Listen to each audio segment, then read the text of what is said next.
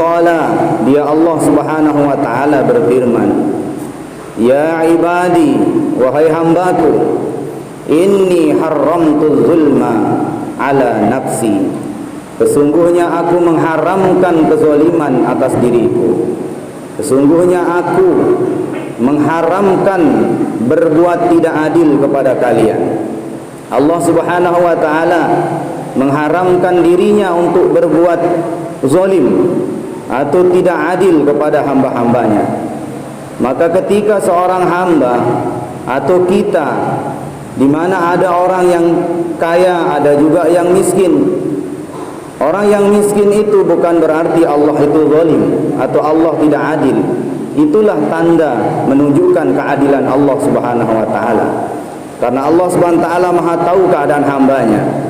Bisa saja orang yang miskin tadi kalau dikayakan akan menjadi sombong. Karena berapa banyak orang yang dulunya miskin, ketika ada keuntungan sedikit saja sifatnya sudah berubah. Maka Allah sudah tahu keadaan hamba-hambanya. Maka Allah Subhanahu wa taala miskinkan hamba tersebut karena Allah tidak mau melihat hamba itu menjadi orang yang sombong. Begitupun ketika ada orang yang sehat tidak pernah sakit, ada juga yang sakit terus. Apakah Allah tidak adil atau zalim? Tidak.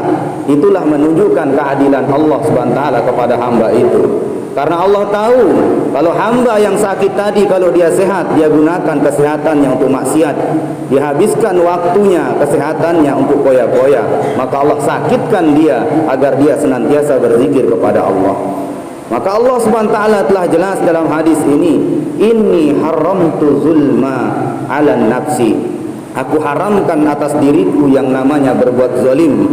Kemudian Allah berfirman, wa ja'altuhu bainakum muharraman, dan aku juga mengharamkan atas kalian, jangan sekali-kali kalian berbuat zalim.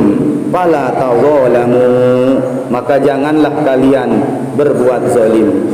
Allah Subhanahu wa taala haramkan kezaliman atas dirinya, dan Allah pula haramkan kezaliman itu untuk kita semua. Maka di antara kita sebagai atau selaku hamba Allah, haram bagi kita untuk berlaku zalim atau tidak adil. Haram bagi kita tidak adil kepada anak-anak kita. Haram bagi kita tidak adil kepada tetangga-tetangga kita, ataupun haram bagi kita tidak adil kepada rakyat kita ketika kita ini menjadi pemimpin atau menjadi apa yang Allah amanahkan. Itulah makna daripada Allah berfirman, wa ja'altuhu bainakum muharraman, Allah haramkan juga kezaliman itu untuk kalian. Kemudian Allah berfirman, ya ibadi, wahai hambaku, innakum tukhti'una bil lail wan nahar wa ana aghfiru dzunuba jami'an. Wahai hambaku, kalian melakukan dosa siang dan malam tiada hentinya, tetapi aku yang ampuni dosa kalian. Aku yang mengampuni kesalahan kalian. Fastaghfiruni aghfir lakum, maka mintalah ampun kepadaku. Hari-hari kita melakukan dosa, dosa mata kita, telinga kita, langkah kita. Hari-hari kita melakukan dosa. Tetapi bila kita mengangkat tangan meminta bertaubat kepada Allah, maka Allah Subhanahu wa taala wajib akan mengampuni dosa-dosa kita. Maka Allah berfirman lagi dalam hadis kursi ini, ya ibadi, lau anna awwalakum wa akhirukum wa insakum wa jinnakum kanu ala atqa qalbi rajulin wahidin minkum ma zada zalika fi mulki syai'an. Wahai hambaku, sekiranya orang dari zaman Nabi Adam sampai hari kiamat, mereka ini bertakwa, beribadah, menyembah aku, maka sedikit pun kerajaanku atau kekuasaanku tidak akan meningkat. Tidak ada ngaruh ibadah kita kepada Allah Subhanahu wa taala, karena ibadah itu untuk kita, bukan untuk Allah Subhanahu wa taala. Ya ibadi, lau anna awwalakum wa akhirukum wa insakum wa jinnakum kanu ala abjari qalbi rajulin wahidin minkum ma naqasa zalika min mulki syai'an. Wahai hambaku, walaupun dari zaman Nabi Adam sampai hari kiamat, dari golongan jin dan manusia, semuanya maksiat kepada Allah, satu pun tidak ada menyembah aku, tidak akan turun derajatku, tidak akan turun kemuliaanku. Dari hadis kursi ini jelas bahawa ibadah kita bukan untuk Allah. Tidak akan ngaruh, tidak akan menunjukkan daripada kemuliaan dengan kita menyembahnya, dan tidak akan menghinakan Allah dengan kita tidak mentaatinya. Karena siapa yang taat untuk dirinya, siapa yang bejat pun untuk dirinya. Maka semua ibadah kita ini tidak terpengaruh kepada Allah. Ini semua untuk kita. Karena Allah la yahtaju ilal makhluk, tidak butuh sedikit pun kepada makhluk. Kitalah yang yahtaju ilallah, makhluklah yang butuh kepada Allah subhanahu wa ta'ala.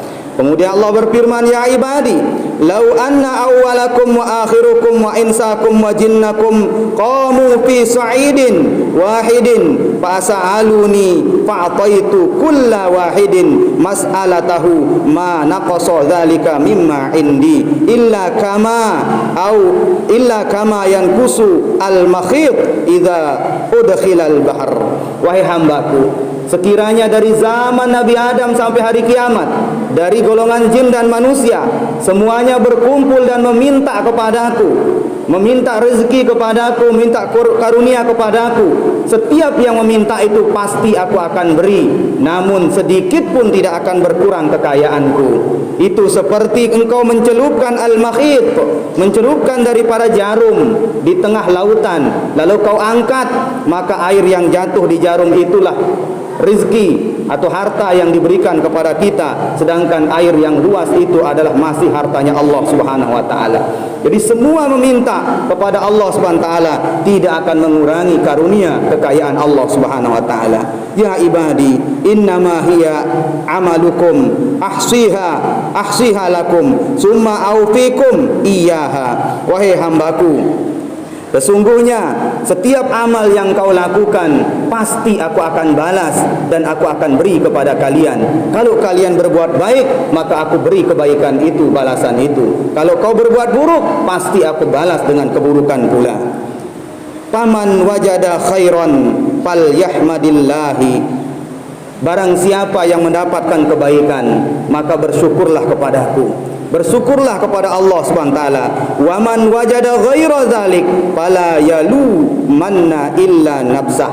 Tetapi apabila kalian mendapatkan kekurangan, mendapatkan bukan kebaikan atau kemiskinan, kesakitan, maka jangan mencela aku, jangan mencela Allah Subhanahu wa taala, tapi celalah dirimu sendiri. Hadis riwayat Imam Muslim. Dari terakhir daripada hadis kursi ini menjelaskan bahawa apapun keadaan kita, kalau kebaikan maka bersyukur kepada Allah.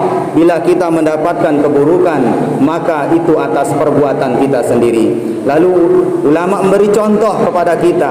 Kita memiliki orang tua mendidik kita, dia membiayakan kita, mensekolahkan kita, membesarkan kita.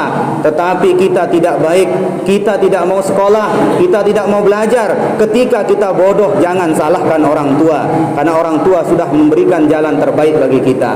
Maka itu masalan, tamsil, contoh dari ulama. Begitupun Allah telah turunkan Al-Quran, mengutus Nabi untuk memberi kebaikan kepada kita, menunjukkan jalan lurus kepada kita. Ketika kita mendapat mudarat, jangan salahkan Allah. Itu karena perbuatan kita tidak mau mengikuti daripada perintah-perintah Allah Subhanahu wa taala. Mudah-mudahan kita menjadi hamba-hamba yang senantiasa mentaati Allah Subhanahu wa taala sampai akhir hayat kita, dan kita mati dalam membawa kalimah la ilaha illallah Muhammad Rasulullah.